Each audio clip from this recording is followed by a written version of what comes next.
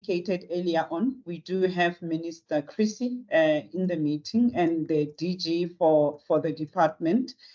I will now at this stage hand over to Minister to then give opening remarks before we adopt the agenda. Thank you. Over to you, Minister.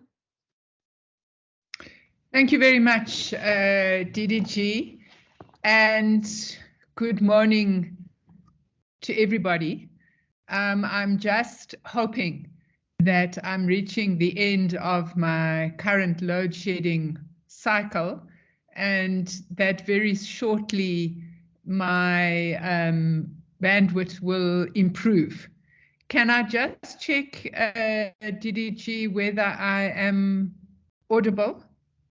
Minister, you're audible and visible. Okay. Thank you. Thank you very much.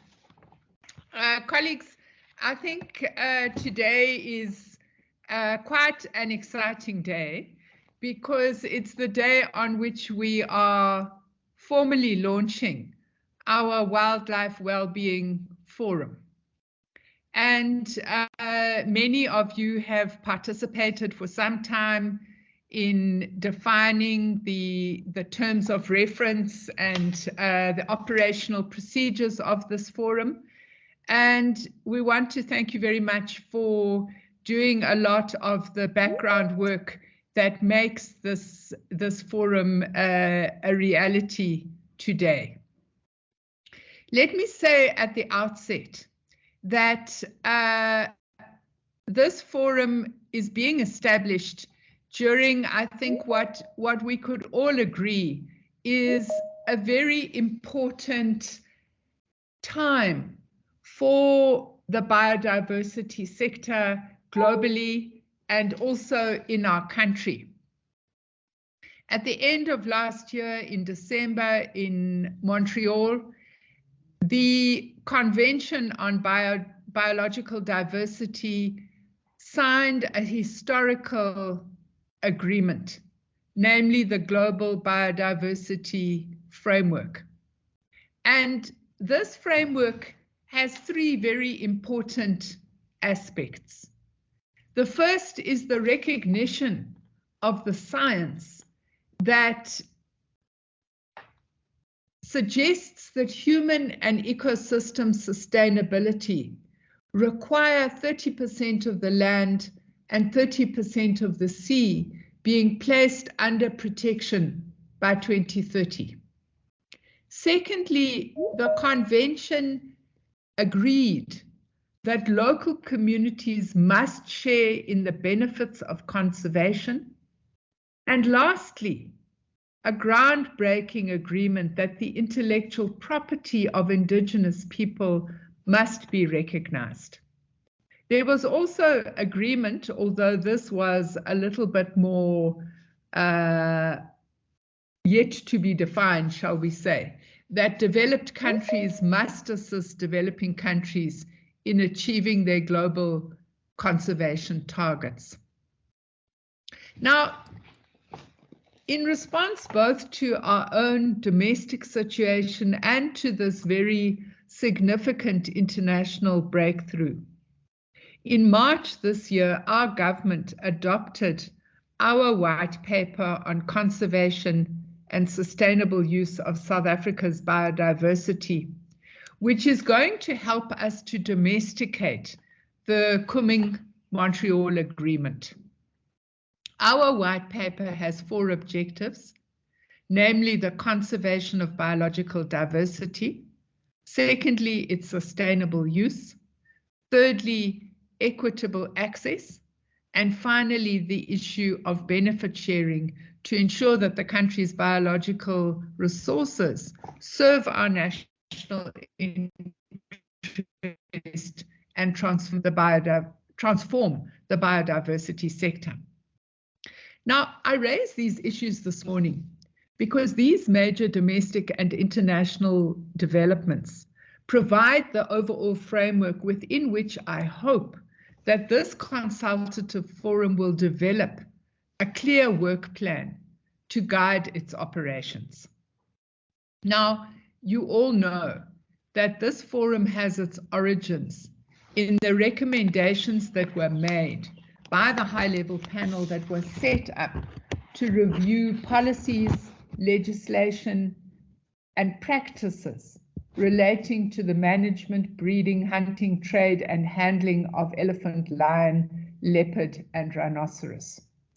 And the high-level panel, as you know, submitted its report to me in December 2020, which was subsequently adopted and released by Cabinet to the public in May 2021. In the high-level panel report, welfare, the humane and responsible treatment of wildlife was one of the key areas in respect of which the high-level panel made recommendations. And I'll just remind you today what those recommendations were and how we have moved forward since then to try and give expression to those recommendations. So the first recommendation was that taking what is called the one welfare approach, the minister should immediately initiate a process to engage the welfare and well-being issues across the sector with a view to including elements within the conservation sustainable use policy for the sector. Secondly, that I should engage with my counterpart in the Department of Agriculture, Land Reform and Rural Development to clarify issues of overlapping mandates for welfare and well-being and the role of the National Society for the Prevention of Cruelty to Animals, and that we should try and develop together standard operating procedures to give clear guidance to government and to the wildlife sector on roles and responsibilities. Thirdly, that we should consider the delegation of powers of welfare inspectors to have a similar mandate to that of environmental management inspectors to support compliance and enforcement in the welfare of wild animals. And lastly, that we should develop norms and standards for welfare within all aspects of the sector. And of course, this panel was referring specifically to the 5 species.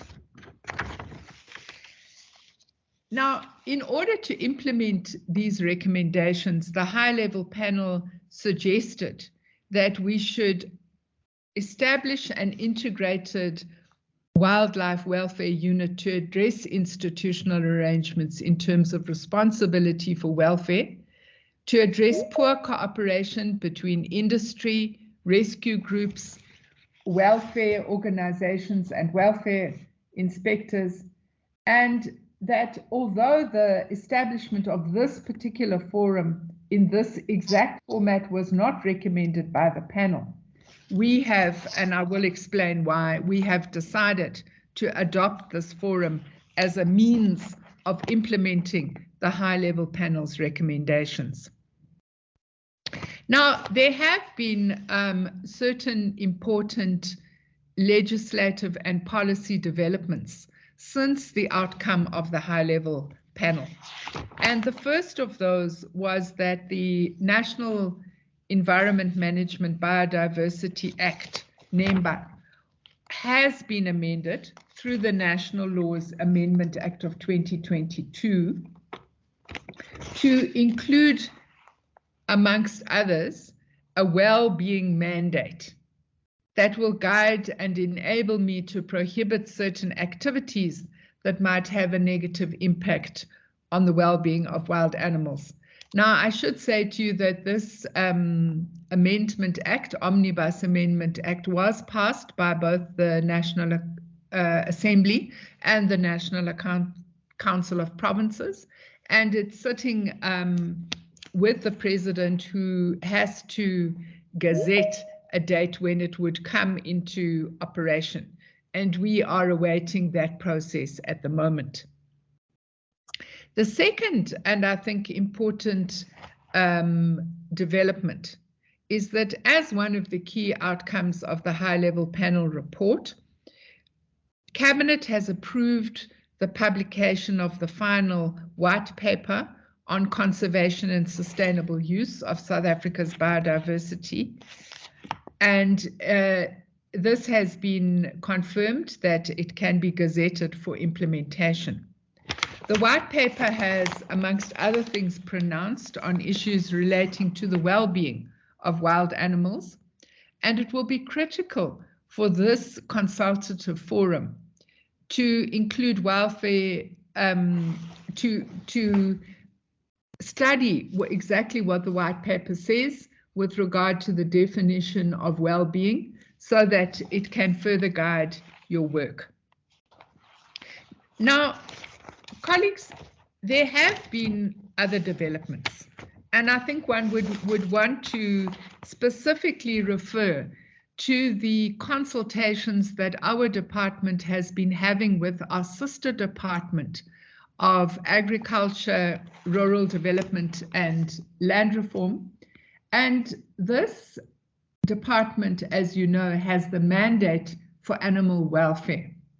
And that's why we have taken a decision to call this the Wellbeing Forum, because in law, we don't have a legislative mandate to deal with the issue of welfare.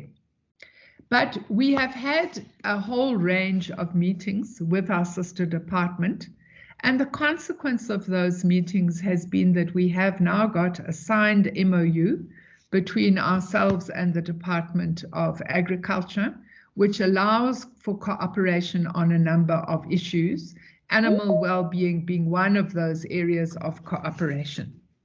And what we are now doing is that we have in fact drafted an implementation plan for that MOU, and we're engaged in intergovernmental discussions so that both parties should adopt that implementation plan.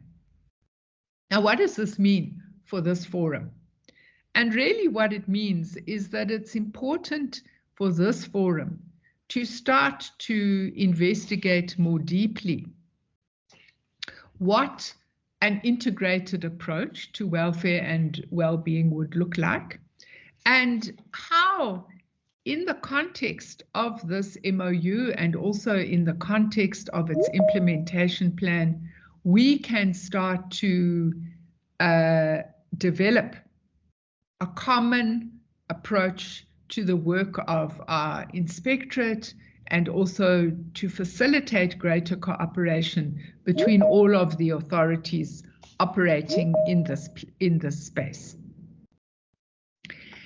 Now, there have been those who have wanted to argue that it would be important that the mandate rest solely with our department. I would want to say to you that that does not have to be the case. We have extensive cooperation with the Department of Mineral Resources and Energy in what we call the One Environment system. And that's where we work together on a common framework that deals with EIAs, environmental impact assessments. I would want to suggest that if we take the one welfare, one well-being approach, we could adopt a similar one well-being approach that could guide the different work that legislative mandates would give the two different departments, but facilitate extensive cooperation between them. I'm suggesting that because I think that when you work at a government level, it's always important to be very practical, because legislative reform and policy reform takes time, but we have important issues that we would need to be dealing with on a day-to-day basis. Now, the last issue I would just want to reflect on before we get on with the business of the day is the question of the captive lion breeding industry. Some of you would have addressed correspondence to our department, and you would want to know where are we with regard to this process. I think I've already sketched out some of the legislative and policy reforms we have been going through, but you would have known that, again, in the spirit of being practical, we have set up a statutory panel in terms of Section 3 of NEMA that is advising me on a voluntary exit process for those involved in this industry. The panel is well on its way to doing its work. There have been extensive consultations with industry, with provinces, and we are currently at a point where we have made a public call for those who are interested in making the voluntary exit to take advantage of that system and to register in that regard. So that process is well on its way. So colleagues, what I think we have to do today is that we have to today establish the Wildlife Wellbeing Forum to serve as this consultative forum to give meaningful and consultative engagement and collaboration, to serve as a platform for evidence and information sharing amongst all stakeholders representing the well-being and the interests of wild animals. I really hope that you will very quickly, in light of the mandate that I have sketched out, and also in the light of the terms of reference that you yourselves have been party to developing, that you will very quickly develop a concrete work program, and that you will be able to move forward on that concrete work program. I think it's very important that we try to have positive and practical outcomes rather than just becoming a talk shop that doesn't really have any identified work program or identified outcomes.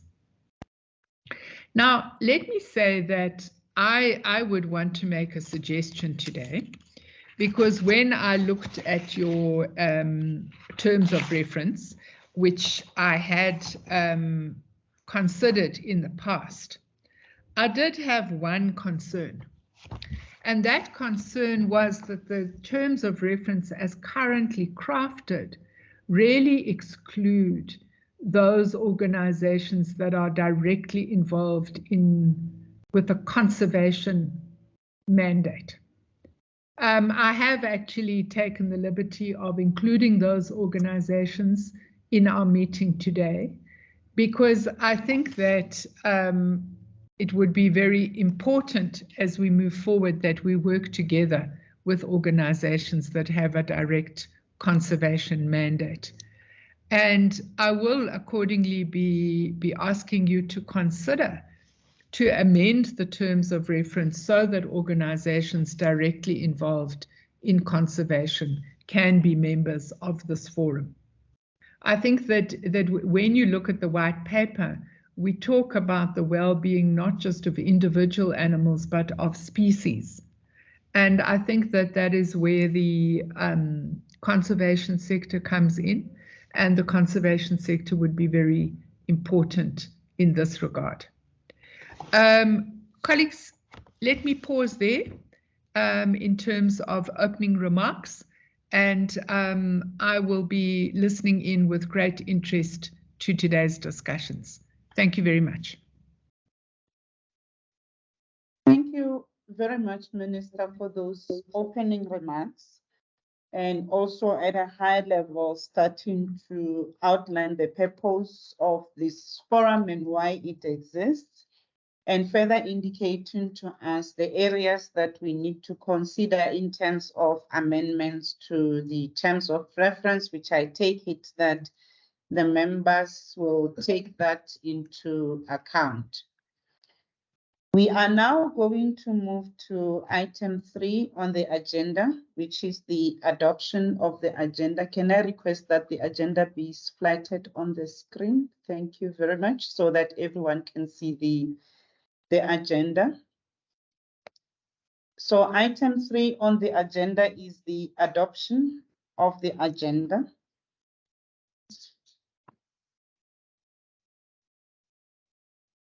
Can I have a show of hands in terms of the adoption of the agenda? We just wanted to propose a slight amendment to the agenda that we take item 6 as item 4, because as Minister has made reference to the white paper, we thought that we need for the white paper presentation to kind of like emphasize and enhance the work of this forum and the discussions that we are going to have later in the day. So if there's agreement that we move item 6 to item 4, can I see a show of hands from members in the room? I see NSPCA. Okay, I'm gonna read. I see NSPCA, I see PAZA, and then I see Mr. Frederick Ferry. Can we start with Mr. Frederick? You agree that we swap the items? I do, yes. Thank you very much. And Ms. Park, Linda Park? Yes, Madam Chair, I agree. Thank you. Okay, thank you very much. Paza, you also agree? Yes, I do, Madam Chair. Okay, thank you very much. You can pull your hands down. Thank you very much. We will then move, we will then confirm the agenda. Item 4 will be the white paper. Item 5 will be the terms of reference and the code of conduct. Item 6, we had requested that you post your name in the chat group. And we will open the chat box for you to post your name and affiliation, the organizations that you are representing, and therefore we will not have a formal item to introduce ourselves, as we have over 60 people in the room. So we won't be, it's not practical that everyone introduces themselves. So we'll do away with item 5, the original item 5. Then once we've taken the terms of reference and code of contact, we'll then take the process to apply for membership and then address issues related to how the forum is going to be operationalized and move into the key elements of the draft work plan. We call it a draft work plan because, as Minister has proposed, there are some areas that we need to consider as we finalize the work plan. We will then agree on the date of the next meeting, and then we will close after that. With that agreement, therefore, I am now going to hand over to Dr. Maholela, who is online. Is she online? Okay, I'll hand over to Edward Nechitotole, who is online, who's going to then take us through the white paper and its linkages with the well-being issues. Edward, are you ready? Over to you. Morning, DDG and everyone. Am I audible? You are audible. Please go to slide mode. Thank you. Presentation mode. Okay, thank you very much. I'm doing that now. I think it is now on the slide mode. Yes, it is. Continue. Yes, thank you very much, DDG, and good morning to officials and members who are attending this meeting. I've been requested by as the DDG indicated, I'm standing in for my Chief Director, Dr. Tsepam Makolela, who is now chairing another meeting, which we are currently having, looking at issues of the white paper and the GBF and how to domesticate that and how to bring forward implementation. Just to provide some background on the white paper and its alignment with the Global Biodiversity Framework. These documents were approved or adopted recently. The Global Biodiversity Framework was adopted in December last year, and then the white paper, as Minister indicated, was approved in March this year. And these documents are so linked to one another. And of course, it is not surprising because they deal with issues of biodiversity. if you look at the goals of the white paper and you look at the objectives of the Convention on Biological Diversity, they are the same. The Convention on Biological Diversity 3 objectives are the conservation of biological diversity, sustainable use of its components, and the fair and equitable sharing of benefits arising from the use of genetic resources. But of course, the white paper goes beyond that to look at how to transform and how to involve everyone in the sector so that we all benefit from the work of conservation.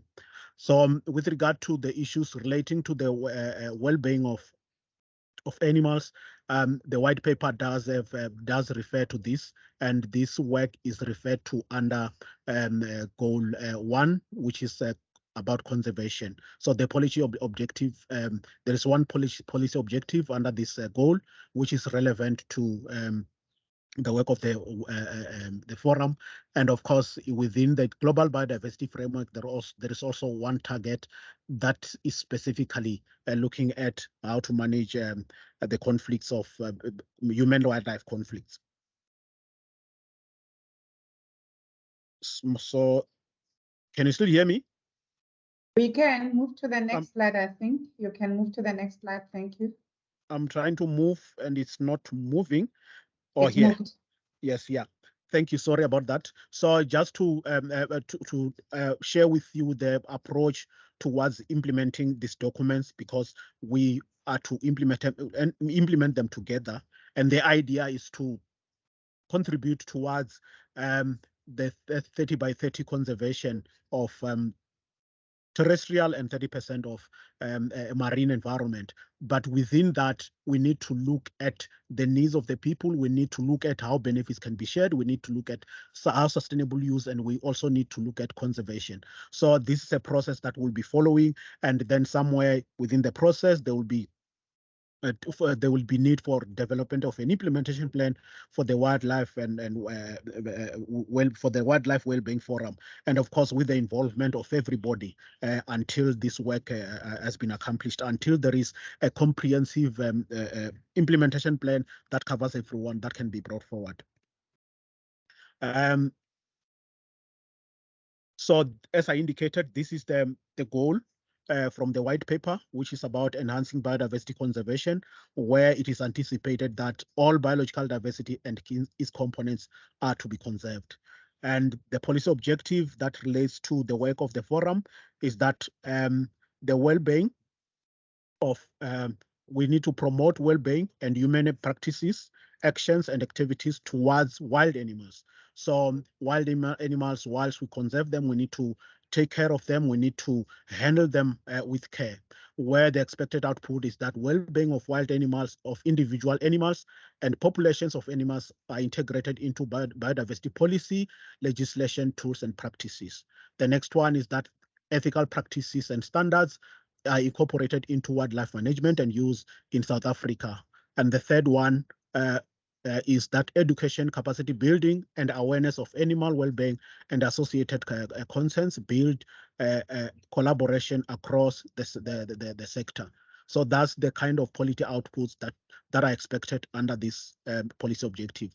And the expected outcome is that the well-being of individual animals and populations of animals are realized and considered in biodiversity conservation and sustainable use practices and activities.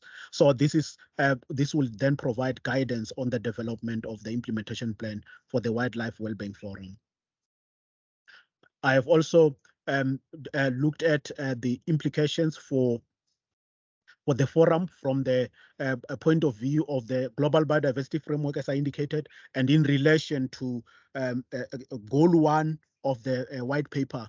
Whilst there are these others, the particular one that is relevant is target 4, which talks about ensuring agent management of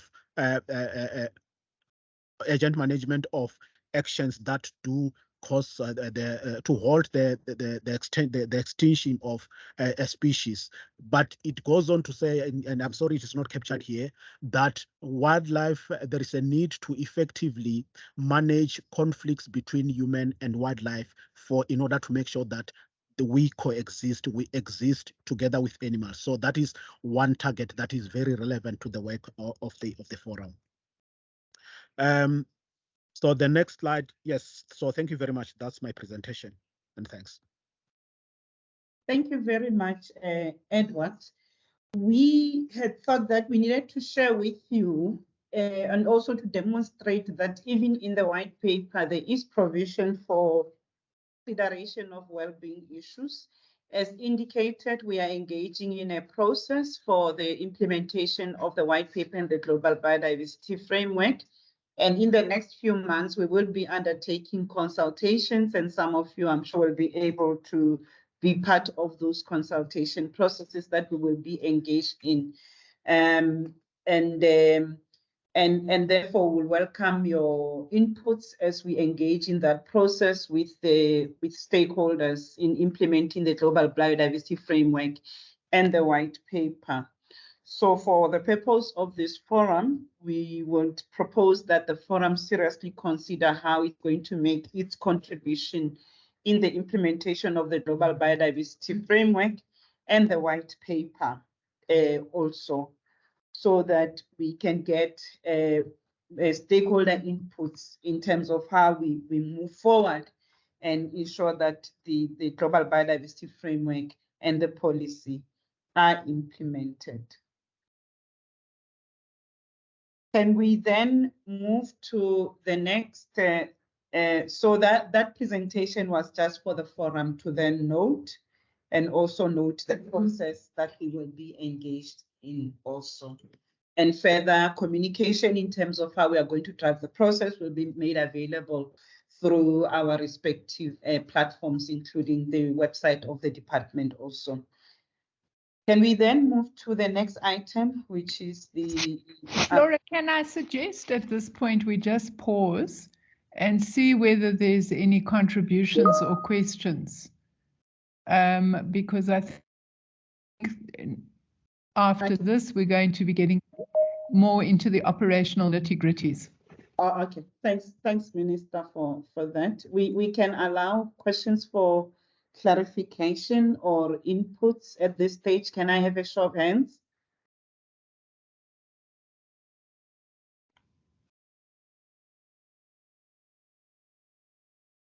I'm checking in the chat and I am not seeing, I'm seeing one hand from Audrey. Any other hand?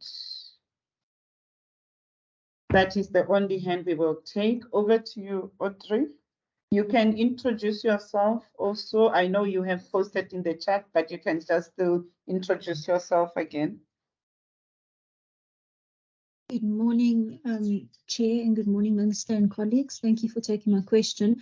I just wanted to ask when the final white paper would be made publicly available. I see that it's not yet available on the DFFE website, just so that we could have eyes on the final version. Thank you very much. Thank you very much for that question, Audrey. In terms of government processes, the final document becomes, oh, I see Elise also. Elise is from the media. I'm not sure are we taking media queries? No, we're not taking media queries. Okay, thanks. Just to answer Audrey. What we could request Elise and other journalists to do, if they have questions, is to channel them via Peter. Yes. Our acting head of communication, who is online. Thank you very much for that guidance, Minister. We will not be taking questions from any media representative in the room. We will only take from the members of the forum. Just to respond regarding on when the white paper is going to be available, it will be available once it is published in the Government Gazette, and that is the process that we are currently engaged in the department, and we hope that should be before the end of this month. Over to you, Minister. Is there any reason why we can't put it on the website? If it's taking time to gazette, it has been approved by Cabinet. We certainly can put it on the website, Minister, and we'll arrange for that so that from Monday it is available on the website. Can we ask our acting head of communications to make sure that that is implemented?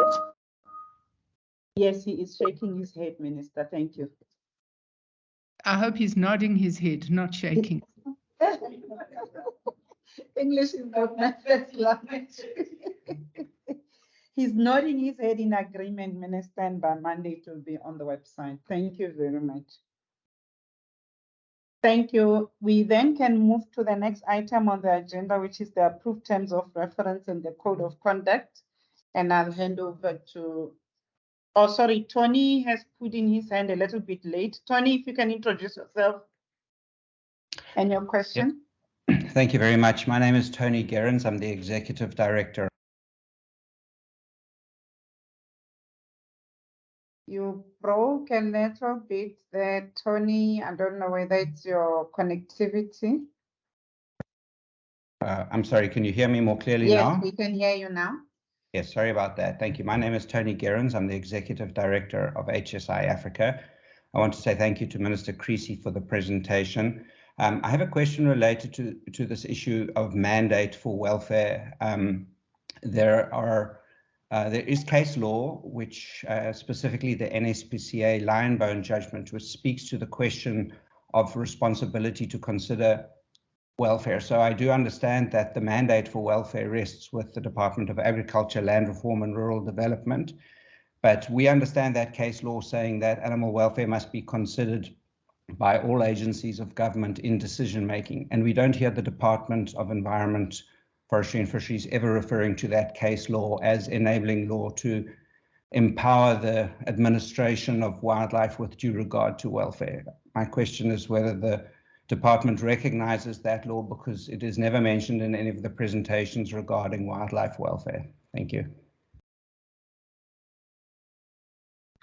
Can I suggest that we handle that issue as follows, Tony? I think that where we would be dealing with legal cases, we would obviously have legal precedent, which we have in that particular instance.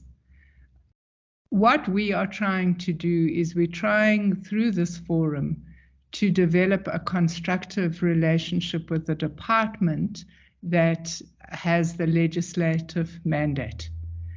Now, one can make all kinds of arguments about the legal precedent that was set in that case.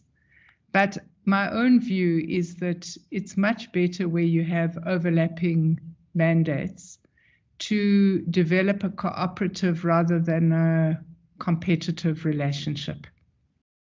Because if you're going to develop a competitive relationship, you will find yourself in a situation where instead of working to solve problems, you are taking each other to court and doing all kinds of things that, in my humble opinion, tend to be ego-related rather than problem-solving related. So we have a good relationship with our sister department. We have the MOU. We are in the process of finalizing the implementation plan. And what I think we've got to do is we've got to get on with what are the stumbling blocks that we are experiencing in the execution of our duties. Where is there a need for a common approach? And how within our respective legislative mandates can we move forward in a way that facilitates both of our operating for the good of, in our instance, wildlife and in the instance of the Department of Agriculture, Domestic Animals. As I say, we've got an interesting precedent. I'm not a lawyer. And I don't want to stray into that domain. But we have an interesting precedent in our relationship with the Department of Mineral and Energy, what we call the One Environment approach. I'm suggesting that what we try and do so that we can get on with work rather than spending years and years in legislative processes, that what we try and develop is what I'm calling a one well-being approach, and that we define what that approach is, and that we say in terms of this approach, this is what we will do, and we do it through the MOU that we have. That is my approach, because I'm sitting at the moment with bills it takes years to take bills through Parliament and through the National Council of Provinces. You yourself know that we've had to withdraw the TOPS regulations. We're sitting, and I don't want to go into that today, but I'm giving it as an example of a legislative process that's gone on for 7 or 8 years. I don't have 7 or 8 years of this term of government left. I have 1 year left. And I want us to move forward practically and with energy and enthusiasm on what we can do, rather than spending hours and hours bemoaning what we can't do. How does that sound? Yes, thank you, Minister, for that comprehensive response. We're very pleased to hear that, and we will support you with operationalizing that as much as we can. Thank you very much. Thank you, Minister, for that approach that you have outlined in terms of emphasizing that cooperative governance is very important, and that as the DFFE, we've taken a step forward in terms of responding to that court case also. I will now hand over to Martel, who will then go through the terms of reference and the code of conduct. Over to you, Martel.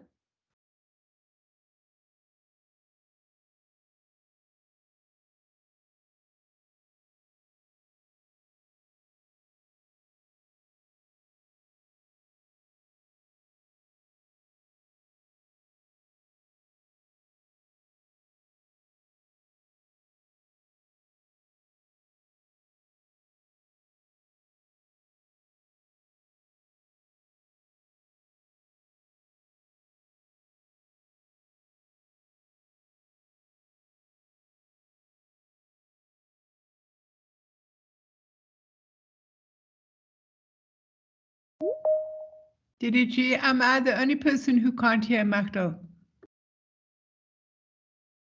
Yes, Martel will move to the next slide.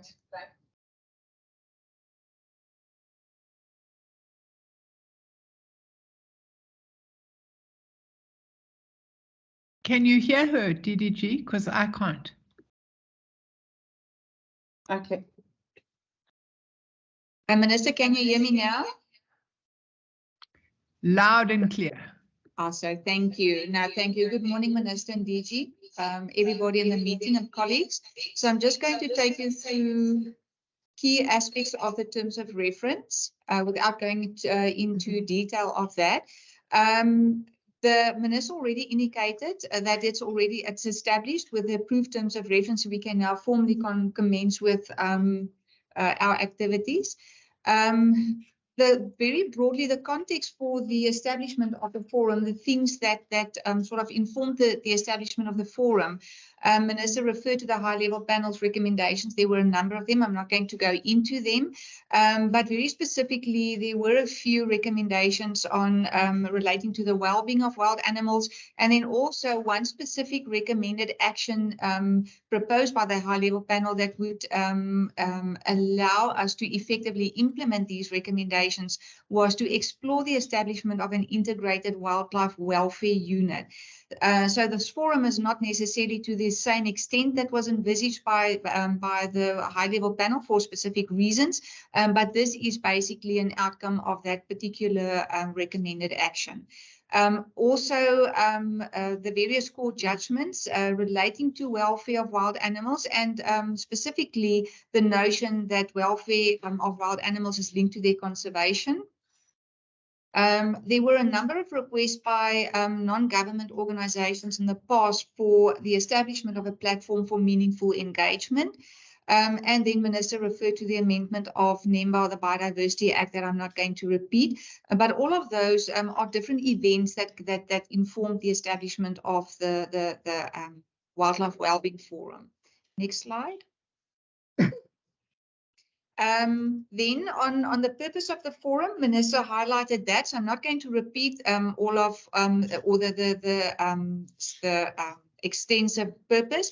What I want to highlight in the purpose is that it also clarifies the scope of the forum, what it will be applicable to, and there were many discussions on this.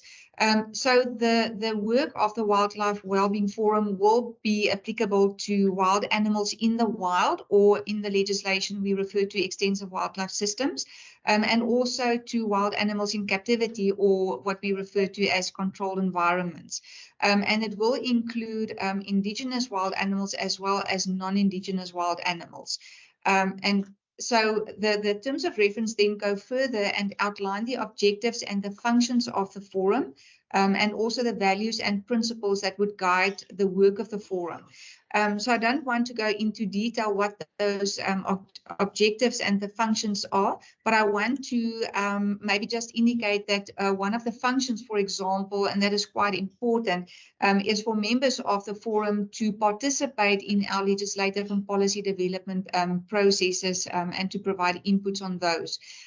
So I think that's especially in the context of well-being, bringing it into the scope of our legislation. That's a very important role that the forum will play in that regard. Next slide. Just a little bit of a reflection, not in detail, on the membership of the forum. The terms of reference clarify that the chair and the secretariat will be provided by the department within the branch Biodiversity and Conservation. And it set out the criteria for membership without referring to any specific organization or department. I'll just flag it quickly or highlight it quickly. So the criteria for membership, and we will now expand this based on the direction provided by Minister earlier in Minister's opening remarks, is that it will allow for national and provincial departments or state entities or organs of state responsible for biodiversity in South Africa. So you will see that it's both national and provincial departments that will form the government component, for the reason that it cannot only be national because of the concurrent competence nature of nature conservation.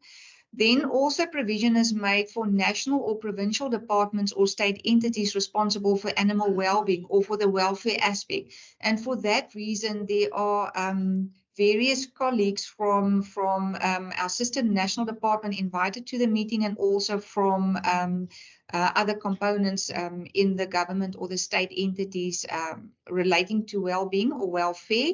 Then it makes provision for South African associations or organizations, or organizations or associations with a South African chapter that contributes to the promotion of animal well-being, and then considering that we will then revise to include the conservation component, but the criteria will then basically be quite the same and just expanding the scope of that. And then also it will make provision for individual persons who are specialists in the field of well-being of wild animals, and who are registered with professional bodies in South Africa, for example, so the South African Veterinary Council, the South African Council for Natural Scientific Professions, or the Law Society of South Africa. Next slide.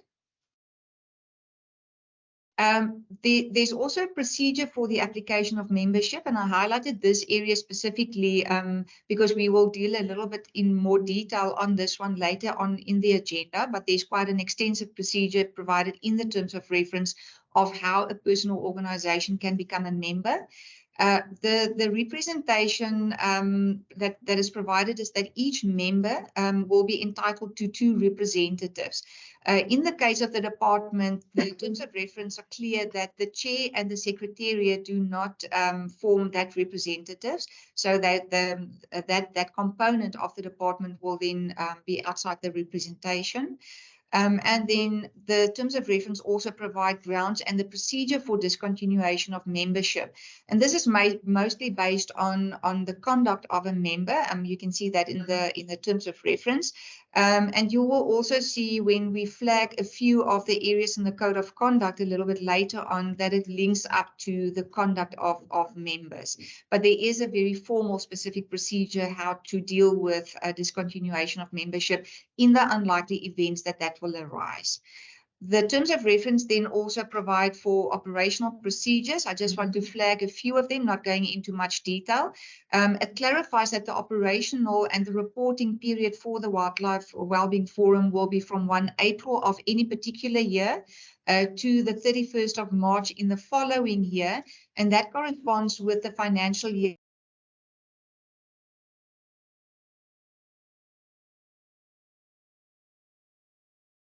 reporting period for the department. There are timeframes provided for the submission of agenda items, for the distribution of the agenda, for the distribution of the action list and the minutes in respect of each meeting. It clarifies that there will be 3 meetings per year, but the terms of reference do make provision that additional meetings, if the need arises, additional meetings can be organized. And it also very specifically makes provision for plenary meetings with other fora on an annual basis. So at the moment, the intention is that the Wildlife Wellbeing Forum operates as a consultative forum on its own, but there will be opportunity for synergy with other fora as well. And then all meetings will be live streamed. There's a provision for quorums and decisions. So there may be discussions that will require the forum to make decisions on what to recommend forward. And how to deal with a situation. The terms of reference require that promote the members to strive to consensus on issues discussed. But where that is not possible, there is provision for how to deal with voting and then forward the way forward. So decisions will not be determined on a voting basis, but the outcomes of the voting, votes for and votes against a particular position, that will then be forwarded to the Director General for the final decision. Next slide, please. So the reporting procedure in the terms of reference, that will establish the accountability of the forum. So the forum will be accountable. It will need to report to the Director General on the progress of its functions, and that reporting will be done against the work plan that we will also discuss a little bit later. So that is the reason why there must be a work plan so that progress can be monitored and then reported. And then, as Minister indicated, the review of the terms of reference, a provision is made for that review, and there's opportunity or provision made for either the DG or the Minister to provide instructions on areas that need to be reviewed in the terms of reference, and the Minister just indicated in the meeting of one of those areas, for example. Next slide, please. So that's the end of just highlighting areas of the terms of reference. We have distributed the comprehensive document, so you can have a look at that.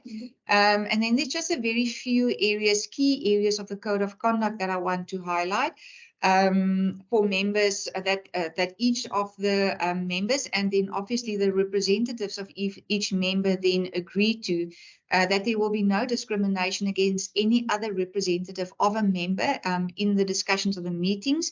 Members or representatives will respect the dignity and opinions of every other representative. Engagements must be honest, and advice that will be provided in the meeting must be based on all available relevant information or relevant information that is available. Engagements must be in a professional, competent and courteous manner. And then the Code of Conduct is binding on all the representatives, and breaching of the Code of Conduct could be one of the grounds for termination of a representative's participation in the forum meetings or the termination of a membership of a member. So you can see how the grounds for discontinuation of membership is linked to an aspect in the Code of Conduct. So thank you, Chair. That is in a nutshell just what the approved terms of reference and the approved code of conduct provides, but the detail is in the documents that we have distributed. Thank you. Thank you very much, Magdal, for the presentation. I immediately see a hand from Michelle. I don't know, Michelle, was it a hand for a question? Are there any other hands? I also, before you come in, need to indicate that in terms of what Minister recommended as amendment to the terms of reference, I've seen in the chat group that there has been some who have agreed to that particular addition also. Over to you, Michelle. Hi, thanks very much. I do have a question in relation to the terms of reference. I see that it has been added that the meeting will be... Michelle, can you introduce yourself first? Oh, sorry. I'm Michelle Pekova. I'm the Executive Director of the EMS Foundation. I see it's been added that the meetings will all be live streamed. I think that's not a problem. We all for accountability and openness and transparency. However, I think that one of the issues is that there is another forum, the Wildlife Forum, which is the department's forum with the industry. And that is a very closed forum. We could not become members because of the terms of reference, but it seems that they want to be members of this forum and want to attend. And that's fine, but then we want to be able to attend their meetings. We want access to their minutes, because when we put in PIAs, it takes months to get a reply. They're redacted. And from our last PIA, it's clear that they're actually crafting the minutes with the idea of a PIA coming from EMS in mind. So if we're going to be open, if it's going to be live streamed, then this should be handled in an even way with all sectors that DEF deals with. And then just one other issue is the issue of conservation. Many of the organizations that work in the animal protection sector are working within the conservation framework as well and within biodiversity. So it's not a different sector. Thanks very much. Thank you very much for that question. Minister, you want to help us here? Thank you. Yeah, look, we're not discussing the Wildlife Forum today. We're discussing this forum. I'll tell you why I suggested these meetings are live streamed, and I'm happy to change the agreement on one condition. What in the Wildlife Forum, we have requested that those who participate sign a confidentiality agreement. When we requested colleagues in this forum to sign that agreement, that was refused. Now, we have two choices. The one choice we have is that it's a closed forum, and when the forum meets, everybody knows that they can speak freely and that their views are not going to be leaked. The other choice is that we live stream, then everybody can listen to what's going on and everybody can make their own judgments about what happened or didn't happen in the meeting. But what we can't have is a closed forum where colleagues are not prepared to sign confidentiality agreements. Because then what happens is that people operate on the assumption that what they say will not be taken outside of the meeting, and that doesn't happen. Now, I'm party to the Climate Commission, and this idea of live streaming of meetings comes from the Climate Commission. And I must tell you, it works extremely well. There are very divergent views in the Climate Commission, those views are openly expressed, but because anybody can listen in, not anybody can participate, only forum members can participate, but because anybody can listen in, everybody has the comfort that whatever they say is not being taken out of context. So those are really the choices, colleagues. Either it's a closed forum and we sign confidentiality agreements, or it's an open forum. There's no middle road here. So I think that if there are other people who would like us to revisit that, then it can be revisited, but the condition is that everybody signs confidentiality agreements. My view is that maybe it's because when you're a minister, everything you say is a matter of public record. So I don't see any reason not to live stream. That's my view. But I would be happy to hear other people's views on this matter. Thank you. Thank you very much, Minister, for that response. I take it that we do not have any further, we will not have any further questions for clarification on the terms of reference. These have been extensively discussed and exhausted previously in the meetings that we've held, and the Minister have had sight of them, as she indicated. She has made an additional recommendation to make some addition to the terms of reference in terms of including conservation. We do note the point that you are mentioning, you speak over in respect of that organizations. Some of the organizations represented here are already involved in conservation. However, there are other organizations that should be party to this forum also. And hence, Minister took the prerogative to extend the invitation to them to participate or to listen into the discussions today also.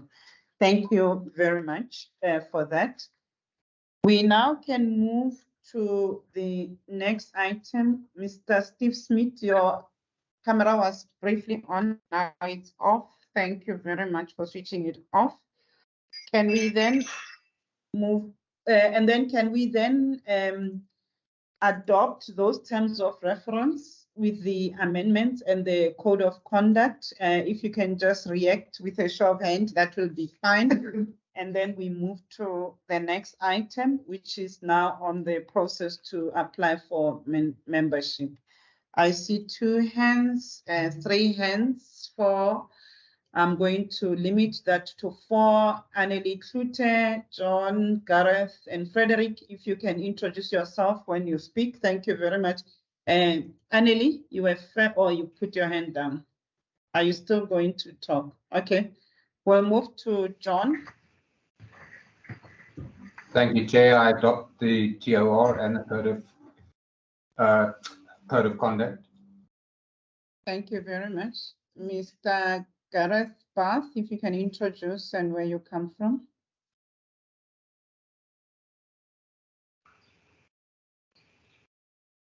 Excuse me, I'm Gareth Bath, Livestock Welfare Coordinating Committee, and I think that these are good terms of reference and the modus operandi. Thank you. Thank you very much. Mr. Frederick Very, you can switch off your mic and camera, Mr. Bath. Thank you.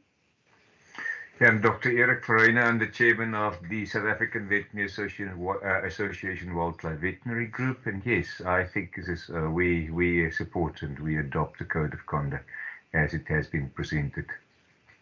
Thank you, Dr. Farina, for that. Thank you very much. We now move off this item and then. Can I check it's we're adopting as amended? Yes. Yes. Thank you, and we will circulate the amendments, obviously, as part of the pack of documents when we circulate with the minutes. Thank you. We then move to the process to apply for membership. Secretariat.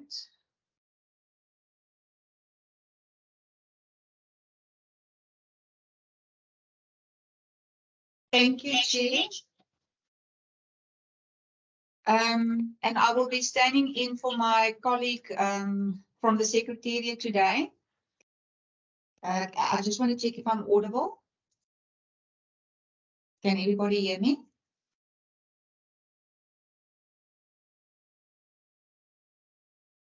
Can you hear Magda online? Yes, we can. Okay, thank you. I'm just, my apologies. So I'm just standing in for my colleague from the Secretariat, who's having flu, and I'm presenting the procedure for application for membership on his behalf. Next slide, please.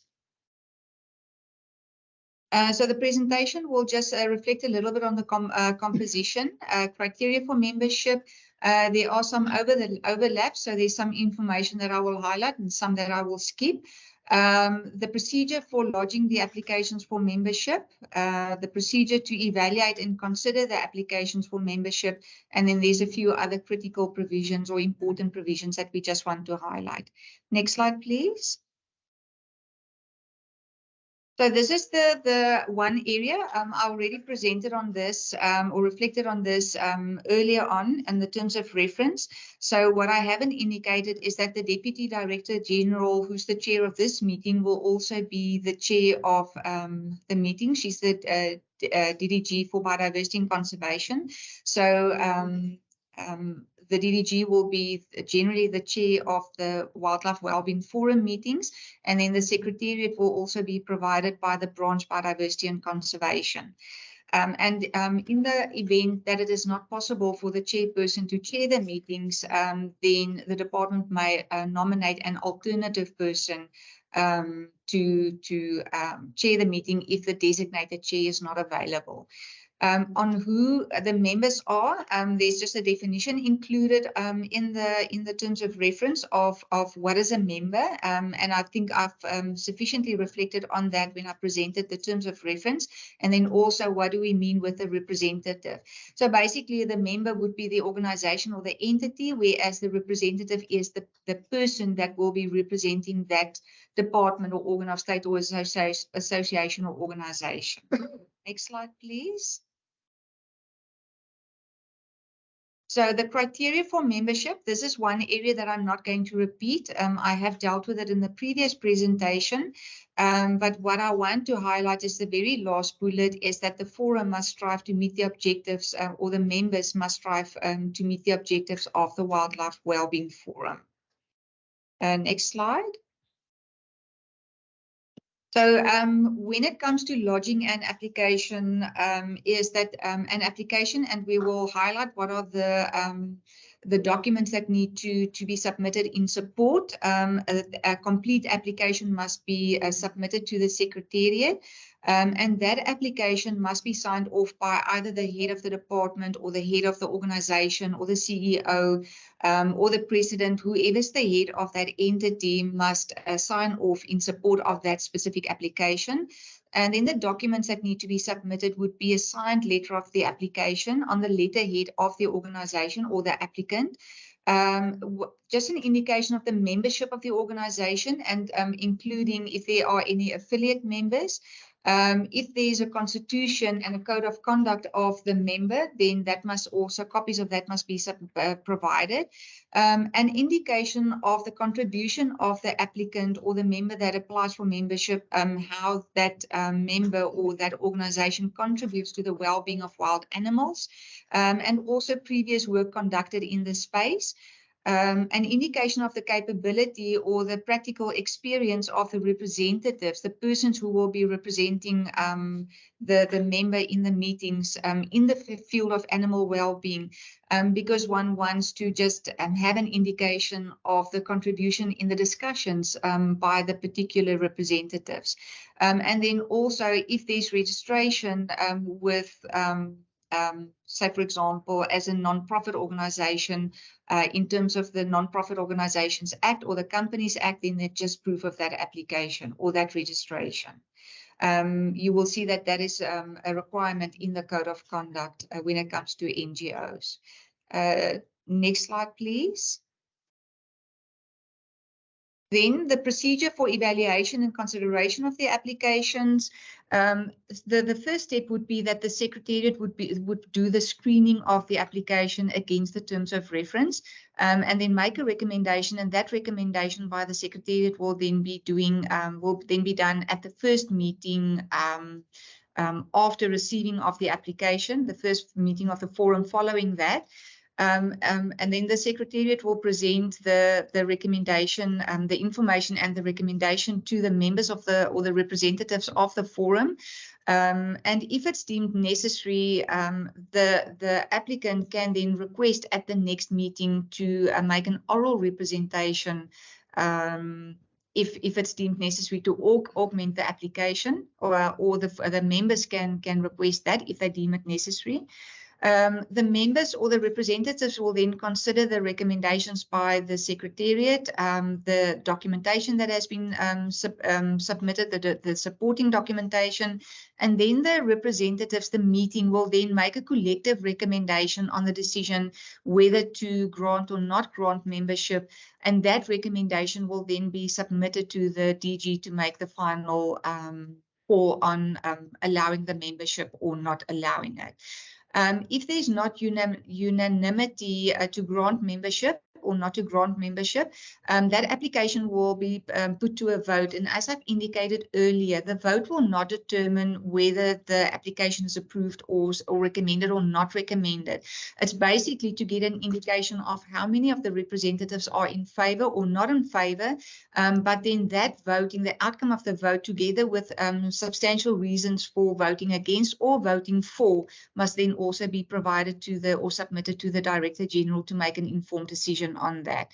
So if the decision of the Director General is then not to grant the membership, that decision will be communicated to the Secretariat, and the Secretariat will then notify the members of the Wellbeing Forum, the Wildlife Wellbeing Forum, and then will also inform the applicant within 2 weeks after the receipt of the DG's decision of the outcome of that decision.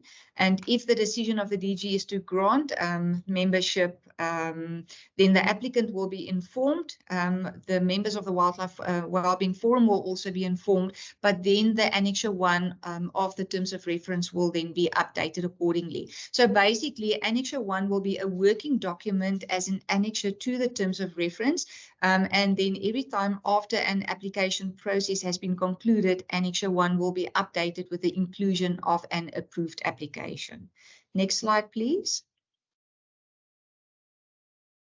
So just a few last pointers on the application process or issues regarding the membership is that any member may at any time inform the Secretariat of withdrawing from participation from the Wildlife Wellbeing Forum. Where it's deemed necessary, each member may invite an additional representative to attend the meetings of the forum, but that would be on a case-by-case basis.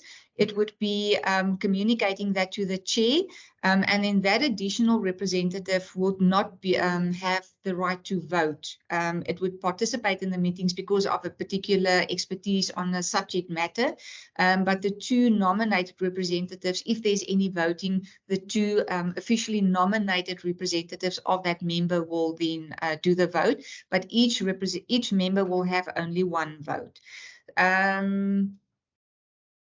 The provision of an alternative representative is, as I've indicated, is provided.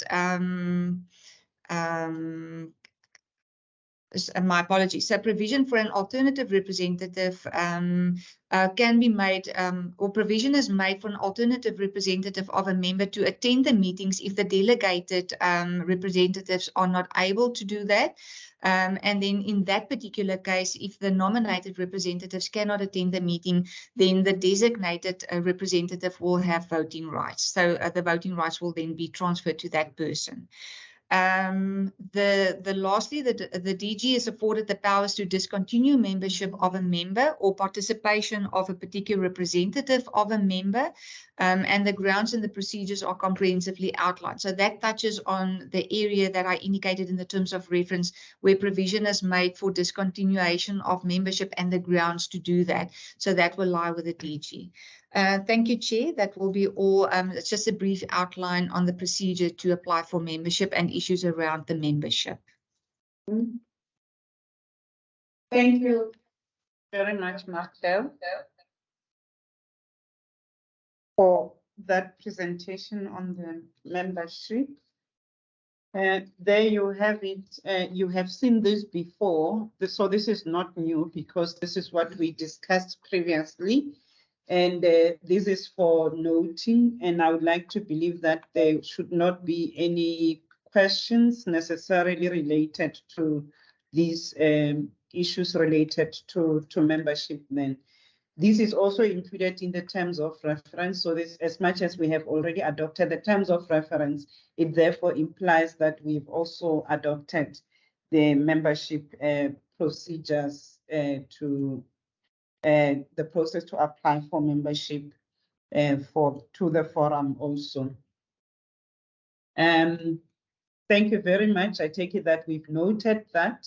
We will, towards the end of the meeting, then outline the process in terms of how this is going to be handled in light of the date of the next meeting, because by the date of the next meeting, we should have finalized the membership to the forum also. So we'll outline the process at that stage. Thank you very much. Can I, at this stage, propose that we take a body break up to 11:30, and then we come back at 11:30 and then continue with the agenda? I can see reaction online. So we'll come back at 11:30 then to finalize the last items of the agenda. Thank you very much.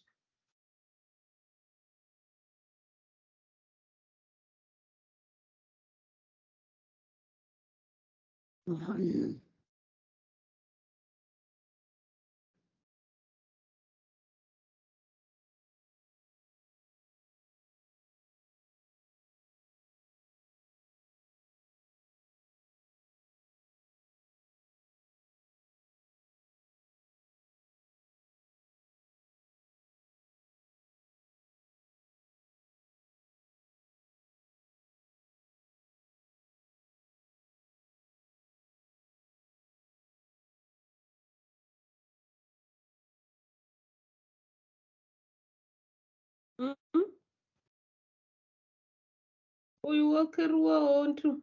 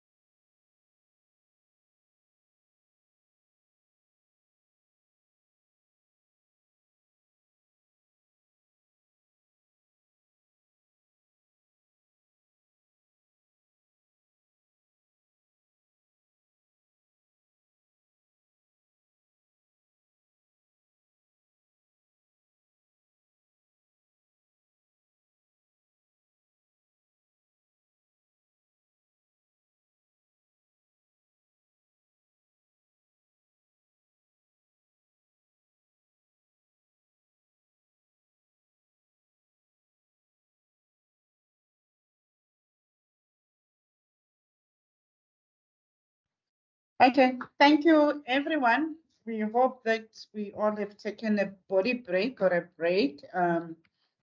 We can then go back to our agenda and then move to the item on operationalization of the forum, and I'll give over to the Chief Director for Biodiversity Management and Permitting to take us through that. Over to you.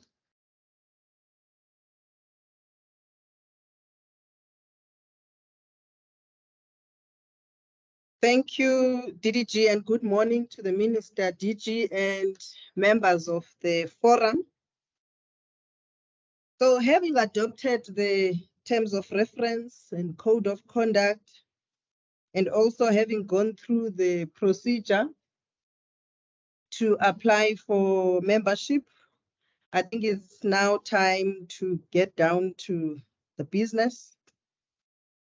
And I think that the Minister has reflected earlier that this forum is envisaged to strengthen cooperation between industry, the rescue groups, welfare organizations, and government.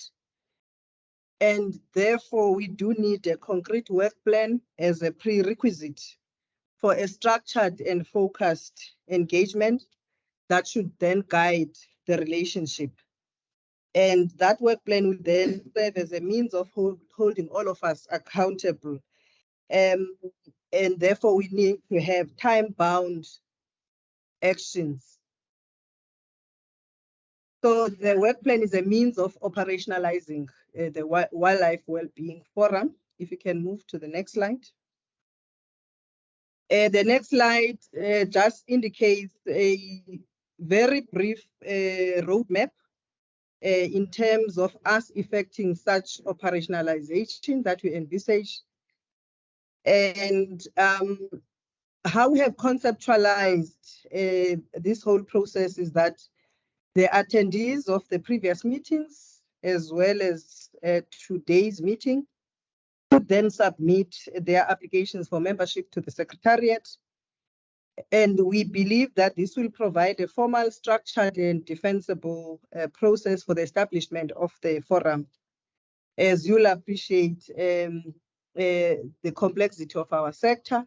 So this is more of a formality in line with the procedure that was outlined earlier. And at the same time, in the spirit of democracy and fairness, we will then also allow other organizations to nominate their representatives, and this will all happen by end of June. We will then have a meeting. We've scheduled a meeting provisionally for the 8th of August for a discussion and collective recommendation on the applications at the next meeting. And as you have heard from the terms of reference and the procedure, the DG is the final arbiter of this process. So recommendation of applications will be made to the DG before the end of August, and we then anticipate that we would then firm up a time-bound work plan whose activities are critical in terms of supporting the implementation, including that of the white paper. So we will start with those engagements on the key elements of a draft work plan in today's meeting. And we anticipate that draft work plan will then be finalized at our next meeting. You will appreciate that because of the nature of this meeting, we're not able to get into the minutes of the previous meeting, but these were circulated to yourselves. We will also deal with the minutes of the previous meeting in our next meeting, because today's session was focusing mainly on issues relating to the operationalization of this forum. And lastly, because there's been calls around the need for a plenary session,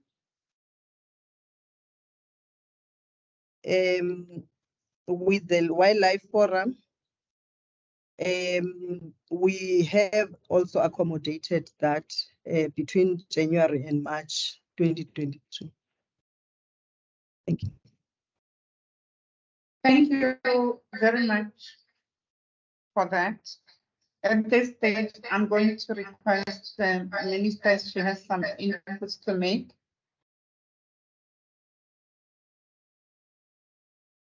Thank you very much, DDG, and thank you very much for the presentation. Colleagues, I want to suggest your timeframes are too slow.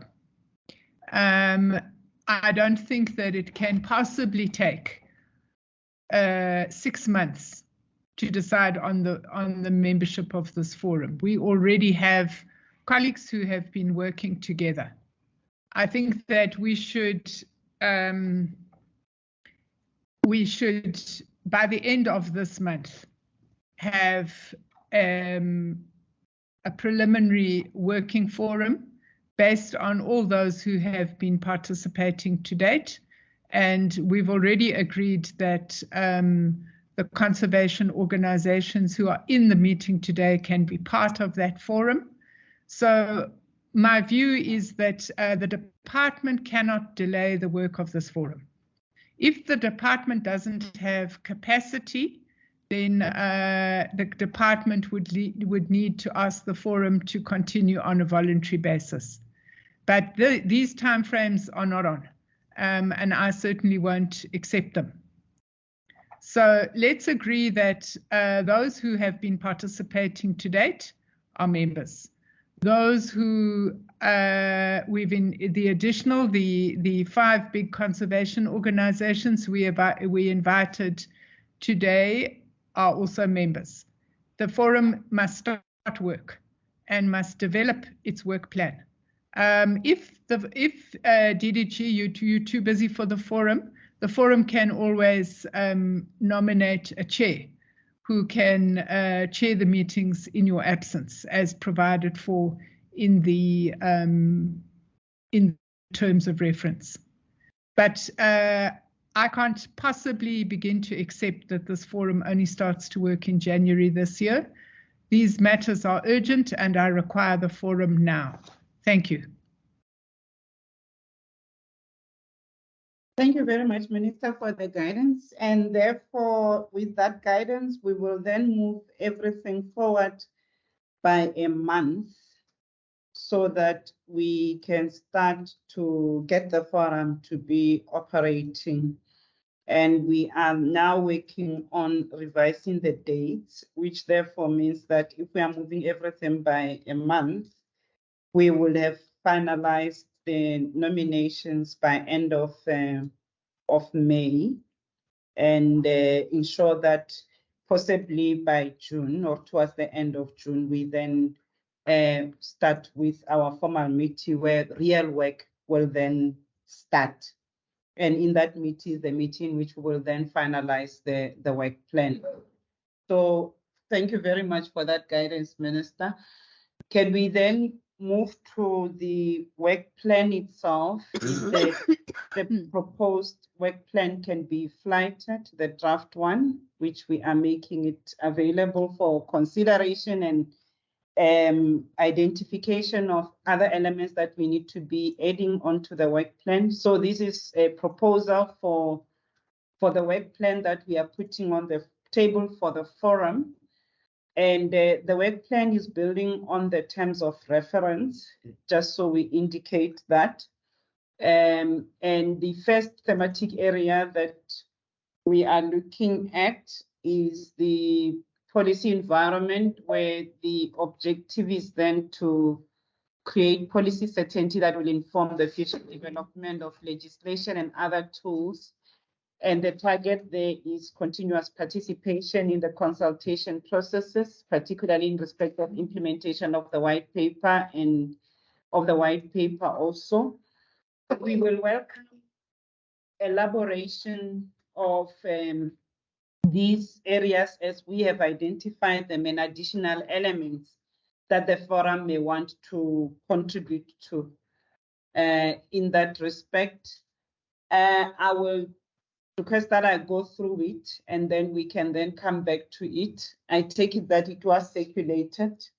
You would have seen it. The second area is the legislative environment, which is to create a conducive environment for the well-being of wild animals within the context of conservation and sustainable use of species.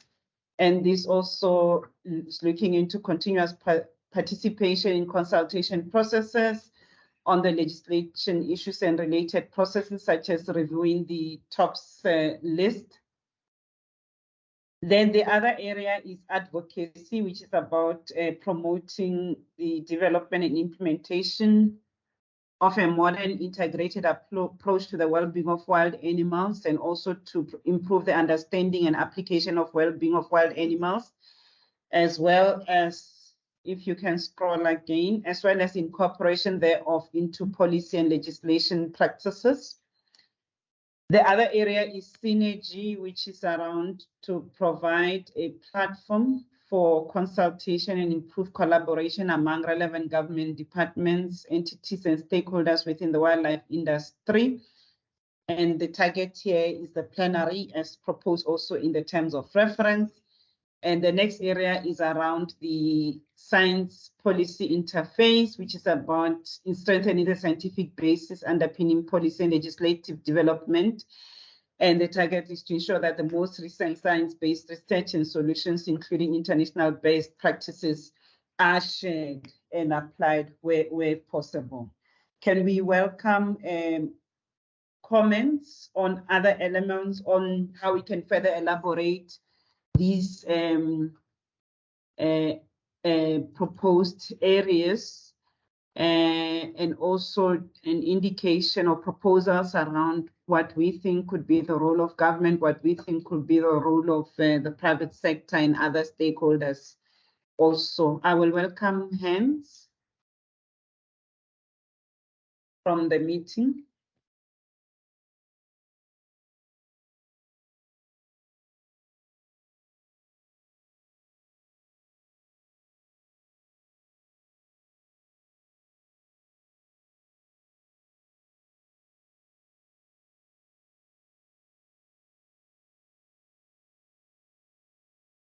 I need to indicate that this is not the last opportunity to comment on this, obviously. Within the next month, we will be welcoming your written comments also.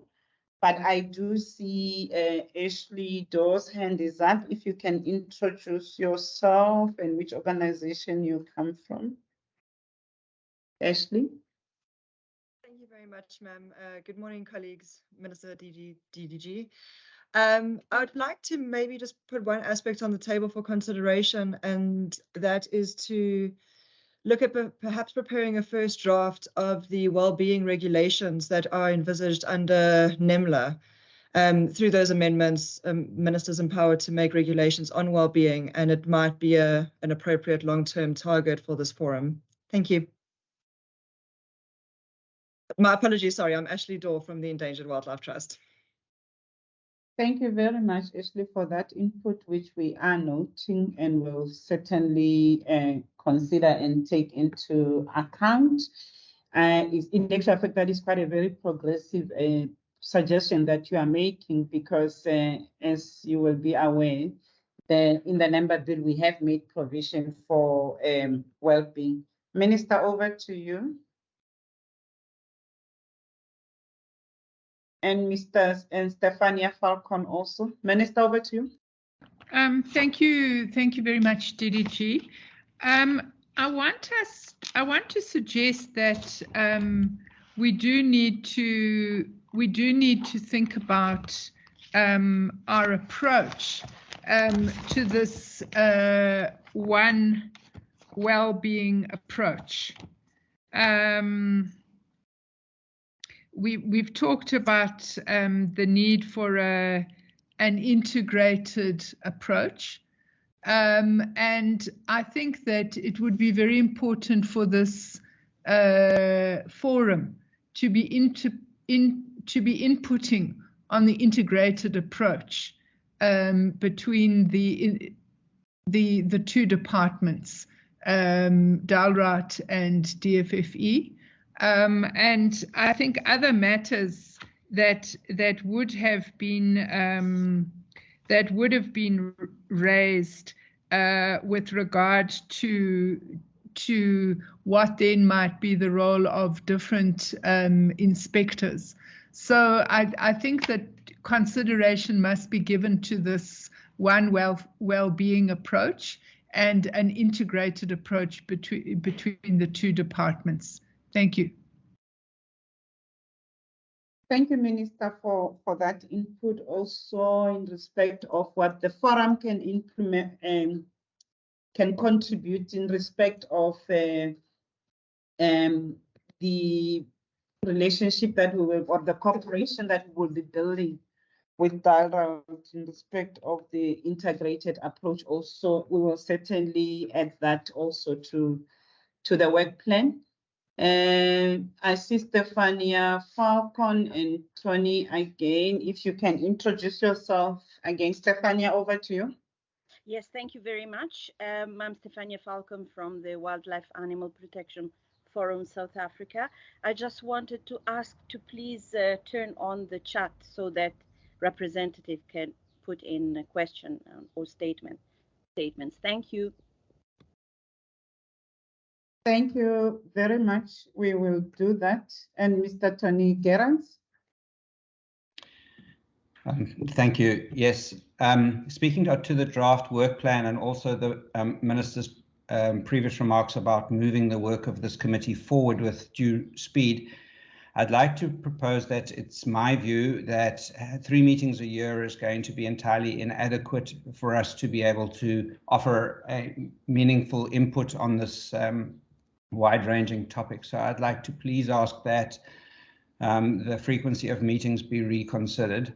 I think the thematic areas and strategic objectives set out in the document that you have on the screen seem to be sensible categorizations of work, but obviously there's a lot of detail that needs to be considered in terms of turning those strategic objectives into actually clear outcomes as annual targets. And I think the forum needs a bit of time in order to finalize that.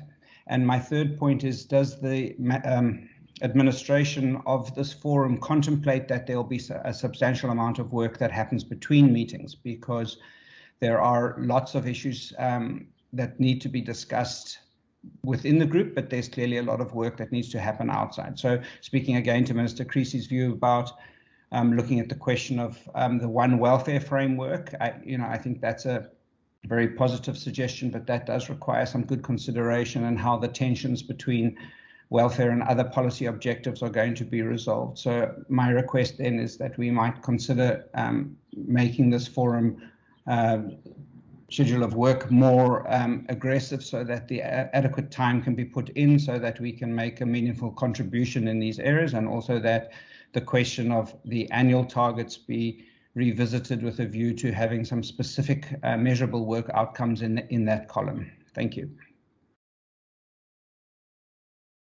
Thank you very much for that, Stefania and Mr. Gerrans, in respect of the proposals you're making. I take it that, Mr. Gerrans, you are more concerned about the frequency of meetings. As indicated, the meetings are quarterly.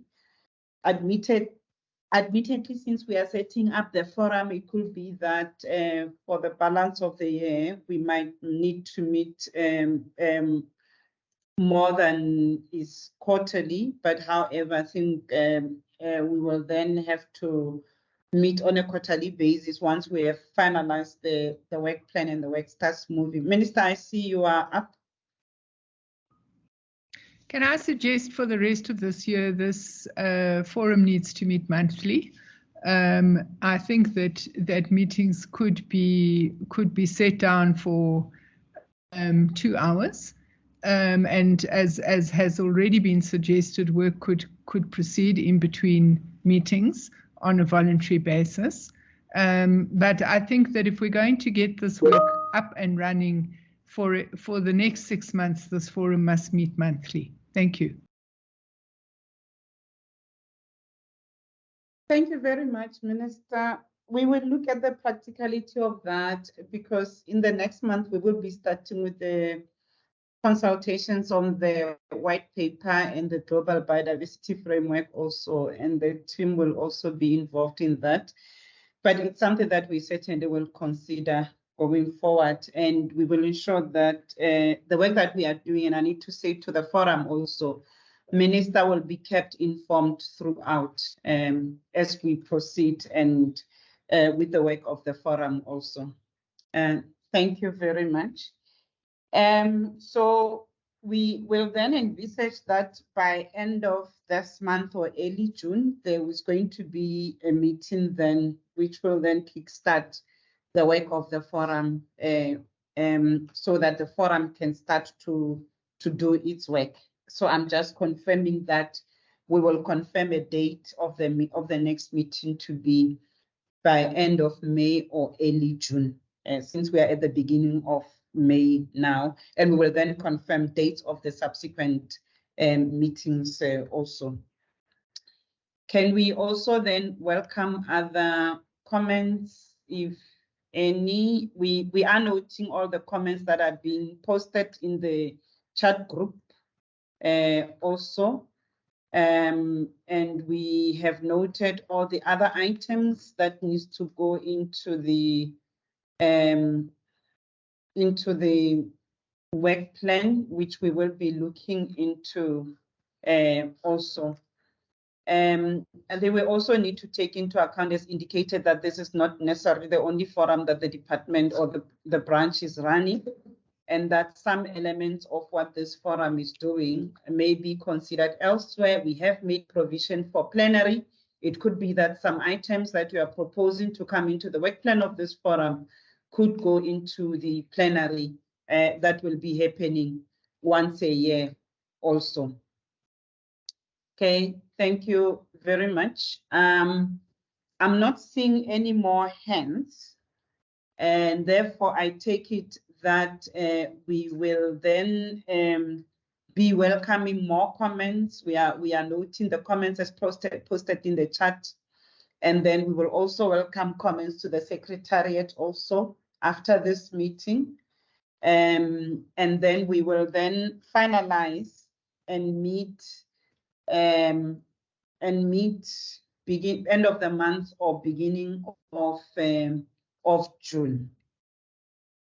There was also a proposal around the chairing of the forum also, and that in the terms of reference, we had made provision for that the chair of the forum could be the department. However, it's not exclusively so. It could be that this is opened, and therefore we will be guided by other suggestions in terms of the chairing of the meetings of the forum also. So we then can then look into that particular matter of the chairing of the forum. Okay, thank you very much. As I indicated, we will then welcome your further. We have noted all the comments in the chat group. The Secretariat is taking them into account. We will welcome any other further comments that can be submitted in written format also to the Secretariat in the week. And then we will then finalize the draft work plan, which we will adopt at the next meeting also. And then the work of the forum, we can now confirm that it is going to start as early as in the month of June. So we can confirm that the work of the forum is going to start in the month of June also. I am not seeing any other hands, and therefore I am going to then move to the next item. I see a hand from Marion. Marion Garay, if you can introduce yourself.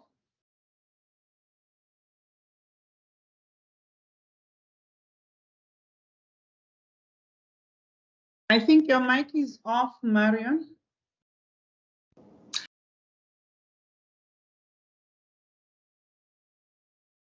Marion, we can't hear you.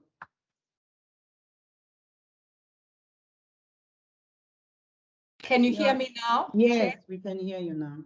My apologies. My name is Marion Garai from the Elephant Reintegration Trust. I just have a question of clarity. I'm a little bit confused. In the slide that was put up, it was said that everybody, including all of us that have been participating in the last meetings and work, have to put in an application, and then Minister Creasy suggested that we are automatically members. Now, does that mean that we still have to apply in writing, or are we now automatically members? Thank you very much. I can immediately confirm that you are automatically members. I hope that then takes care of your question. Thank you very much. Okay, we just will need the organizations that are here to confirm with us the nominated representative. So if you are the nominated representative, if you can just confirm that is the case, I think we will welcome that. Thank you very much. Okay, thank you. We are coming to the end of the meeting, as I am not seeing any more hands. We have confirmed that we will communicate the date of the next meeting towards the end of May, beginning of June, and the subsequent dates, as Minister proposed that we look at meeting on a monthly basis. So we will confirm those dates. We'll kind of like do a year planner. There are some considerations on our side because we do have other intergovernmental processes that are running that we need to take into account when we schedule the meetings. Taking into account that we also have colleagues from other management authorities that are actually responsible for implementation that participate in this forum also. So we will communicate that to you. So the date of the next meeting is going to be towards end of May, beginning of June, not any time later than the 15th of June. We will welcome the comments on other comments on the work plan by mid-May, and also the final names of the nominated representatives by mid-May also. So if the organizations can do that. After this meeting, I can confirm that the Secretariat will send through an action list together with the draft work plan as revised from the comments that we've already taken from the chat group. And then we will request that you then send back the confirmation of the names and other elements for the work plan by mid-May, so that we then finalize the process, and we will then confirm the date of the meeting to be end of May, beginning of June. Thank you very much. We seem to have done, okay, I see a hand from John. If you can introduce yourself, John. Chair, thank you very much. John Worth from PASA. Chair, I think the issue on membership needs to be clarified a bit further. I'm just looking at comments from colleagues in the chat. As far as I understood the Minister, the only people who are automatically members are those who have been within this forum from inception, not everybody that is on this call today. But I think it needs more clarification, please. Thanks. Over to you, Minister. Thank you very much, DDG. I think that John is correct. There are those who would have already been defined as being party to this. We've also agreed that there are 5 conservation agencies who are on this call who would be included. Everybody else can apply, and we will do our best to fast track the membership. I'm just trying to avoid unnecessary bureaucracy with those who have already been party to this.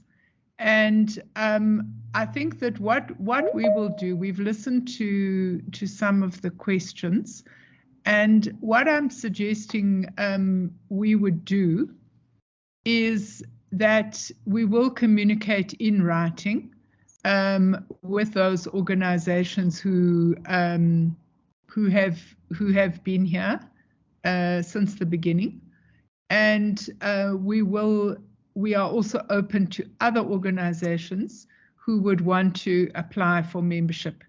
Those organizations who have been here since the beginning, DDG has clarified we would like to get your representative in writing, so that we don't have confusion. Because for now, all the meetings will be live streamed. And I think that the easiest way to handle this is to run the meetings online, because it's quite difficult to live stream in the short term when one has physical meetings. I want to suggest that everybody who's interested can listen into the meetings anyway. So there won't be a situation where people feel that they can't be part of it. So let's handle it like that. And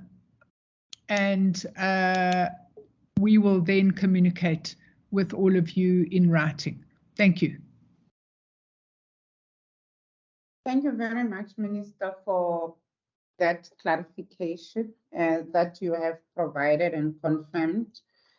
And we also confirm that we will start real work in the month of June also. Thank you very much for that.